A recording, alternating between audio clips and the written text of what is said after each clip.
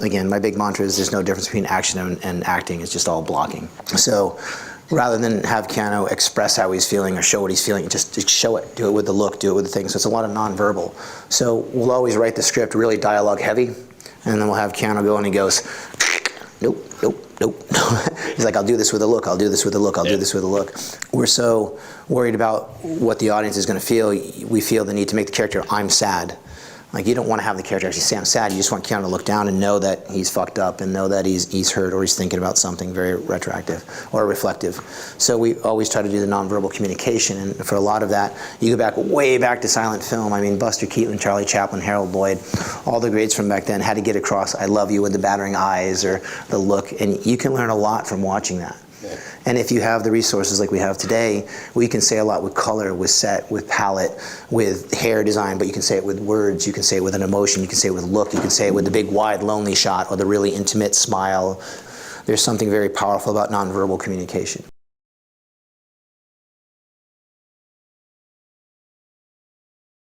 If you love your ideas, you love your vision, you love what you do, you have to fight. So when you get there, I got to get 300 people on board with my vision. Directing is a lot about communicating and how to inspire and how to get your ideas across. If I can't communicate, you know, I can be the asshole director going, you don't understand my vision, but that's not going to help me achieve my vision. I have to figure out, and some people are verbal, some people are visual. I have to do whatever it takes to get my ideas into your head so I can use your skills to come out with that.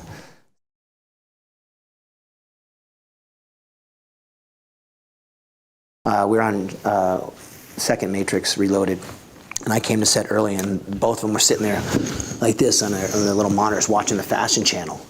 And I was like, so what are you doing? What is that? And they're watching the Runway channel, right? And I was just like, well, okay, what are we doing here?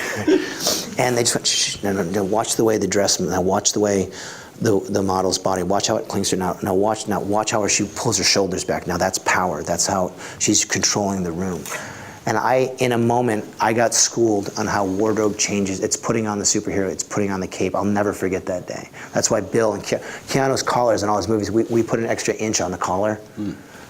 It forces his head up and it pulls his shoulders back. We put the suit an inch tighter in the shoulder blades to pull it back. So I would sit like this in my normal jacket. As soon as I wear a John Wick suit, I'd be like this. It's about power, how a woman moves with a long dress, a short dress, a collar, an open chest, an open back. Schooled me in about 20 minutes about how important it is, and I'll never forget that lesson, because that line in the movie, how you do anything is how you do everything, is literally right from their lips. I've been to the Met in New York 1,000 times to see like the Nutcracker, Swan Lake, whatever. How many times have you seen a ballerina fall? In 35 years, I've seen one incident. And those are hour-and-a-half shows. You know how many moves they must have to do, like a lead? I mean, you might as well not even count. It's just an hour-and-a-half performance, right? You know what the average stunt guy knows in Hollywood? About 5 moves. That's asking a lot out of the stunt community. How many moves do you see before a cut? 3, 5-ish. Then you go to Hong Kong cinema and you watch Jackie or Jet do 50. Okay, so what the fuck? Like, we train like dancers. Like, if you can be, any of you can do the splits or the flip, that's great, awesome. If you can't remember 5 moves, you're not much good to me. So the first thing we teach cast members is not just to move, but how to remember. We teach them dance. It just looks like martial arts. So once I get your memory going, I can do extended shots. Keanu has a great memory. He's been trained to pivot both sides. He's ambidextrous. He's been trained to change. He's been trained like a dancer. Literally, if you go to a ballet school and look at the drills they do and the drills we do, they are identical. So again, our guys can do a live show, and that's the way we practice it.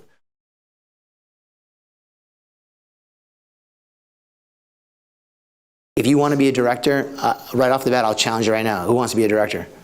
All right, let me see the movie you shot last week on your iPhone. If you haven't shot a 90-minute movie yet, you're fucking out of your mind. You're wasting your lives. I'm not shitting you. What's your excuse?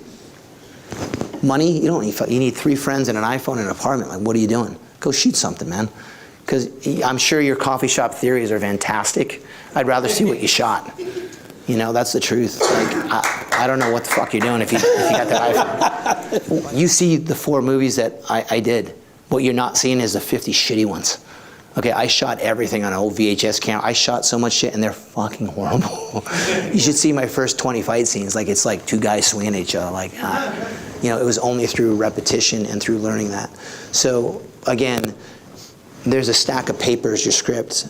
Go shoot it, because I guarantee you, before you do your rewrite, go shoot it out on your iPhone. Go you got your friends right here ready to direct. I just gave them a mission. Go shoot your script. We know the cinematography's not gonna be great. You know you're gonna have the lights. Don't use it as an excuse not to do something. Well, I don't have the money and I wanna make it look like, okay, I get it. Trust me, I get it. You're not gonna get that today. Go shoot it anyways. Go look at it, because you're gonna find out some of those scenes, the way they're in your head, they don't work. Because you're doing a written medium. It reads well, right? Great. But when you shoot it and you see human, you see what the director, you see the way camera does influence character, you see the way a little look can influence camera. You're gonna see the way lighting changes you're gonna learn so much shit just shooting it yourself or shooting it with your friends here, that you go back and you rewrite that draft, I promise you, your scenes are gonna get better. Because now you're working in a visual medium and a written medium instead of just a written medium. The Wachowskis are a great example. They were writers first, and they went out and storyboard. They got Warner Bros. To give them $1 million to storyboard the entire film. Whoa. And they went back. They looked at it and went, "Ooh, this is really cool looking, but ooh, these scenes don't work." They went back and rewrote the script after boarding it and animating it, because then they saw it visually, and then they went back and rewrote it.